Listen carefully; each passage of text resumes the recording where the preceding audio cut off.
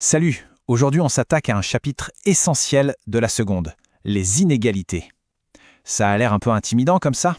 T'inquiète, il faut voir ça comme un jeu. Une fois que tu maîtrises les règles, eh bien tu gagnes à tous les coups.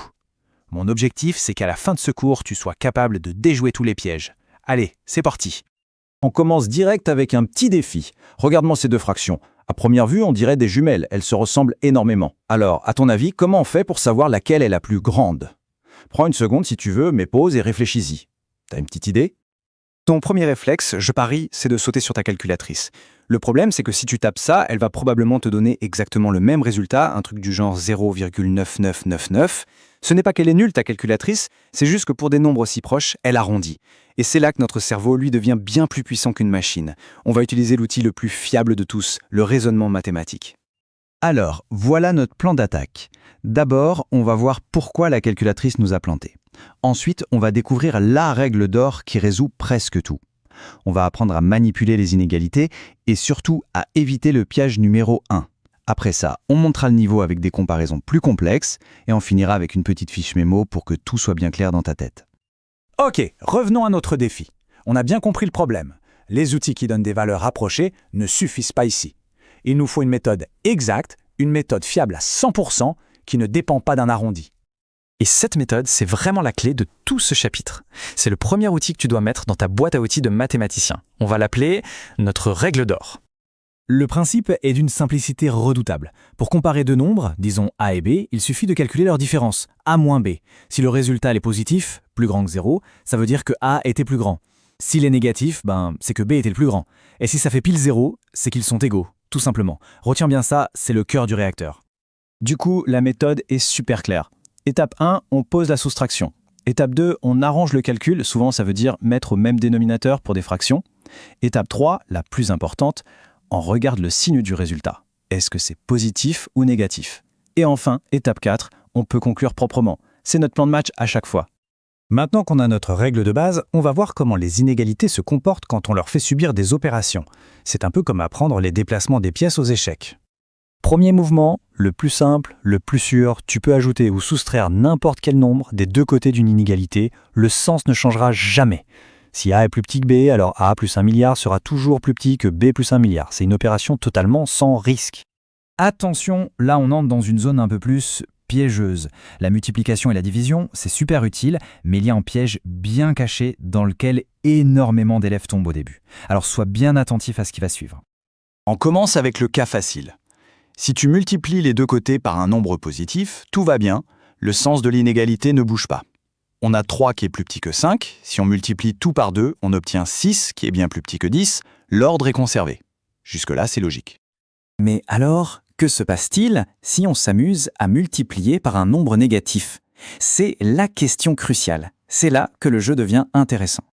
Et voilà, le fameux piège. Regarde bien, on part de 3 plus petit que 5. On multiplie par moins 2.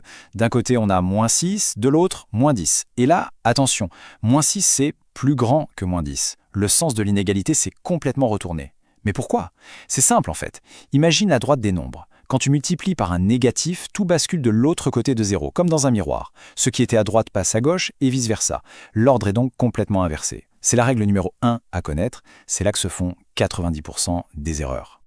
Grave bien ça dans ta mémoire, c'est non négociable. Dès que tu multiplies ou que tu divises par un nombre négatif, tu es obligé d'inverser le sens de l'inégalité. Le signe plus petit que devient plus grand que et l'inverse. C'est un réflexe que tu dois avoir. Ok, maintenant que tu maîtrises les opérations de base, on passe au niveau supérieur. Comment on fait pour comparer des carrés, des racines carrées ou des inverses? C'est parti pour les outils de pro. Alors pour les carrés, il faut faire super attention au signe des nombres de départ. Si A et B sont positifs, aucun souci, l'ordre ne change pas. Mais s'ils sont tous les deux négatifs, l'ordre s'inverse. C'est logique quand on y pense. Moins 3 est bien plus petit que moins 2, mais quand on les met au carré, on obtient 9 et 4, et 9 est plus grand que 4. Pour les racines carrées, c'est simple, l'ordre est toujours conservé. Facile. Pour les inverses, en revanche, c'est comme la multiplication par un négatif, ça inverse l'ordre. À condition bien sûr que les deux nombres aient le même signe. Par exemple, 2 est plus petit que 4, mais 1/2 c'est plus grand qu'un quart. Excellent! On a maintenant tous les outils nécessaires. Il est temps de revenir sur les lieux du crime, je veux dire à notre problème de départ, pour le résoudre une bonne fois pour toutes et faire un petit bilan. Et voilà le verdict. Si on applique notre règle d'or, qu'on calcule la différence entre les deux fractions, alors, pour simplifier l'écriture, posons P égale 123 456 790. Nos fractions deviennent P-1 sur P et P sur P plus 1. Après avoir mis au même dénominateur et simplifié, on trouve que la différence vaut 1 sur P fois P plus 1. Comme P est un nombre positif énorme, le résultat est forcément positif. Et si la différence est positive, ça prouve que la deuxième fraction était bien la plus grande. La logique a gagné, la calculatrice est KO. Allez, voilà le mémo de survie. Règle numéro 1, pour comparer, on fait la différence A moins B. L'addition et la soustraction, c'est sans danger. La multiplication par un positif aussi, mais attention, dès qu'un nombre négatif s'en mêle, que ce soit en multipliant, en divisant ou en prenant l'inverse, on retourne le sens de l'inégalité. Et pour finir, quelques réflexes de pro à avoir. Pour étudier un signe, on se ramène toujours à une comparaison par rapport à 0. Pour résoudre une inéquation, ton but est d'isoler x, en faisant bien gaffe aux règles qu'on vient de voir. Pour les produits ou les quotients, le tableau de signes, c'est ton meilleur ami. Et enfin, n'oublie jamais de vérifier le signe de tes nombres avant de les mettre au carré.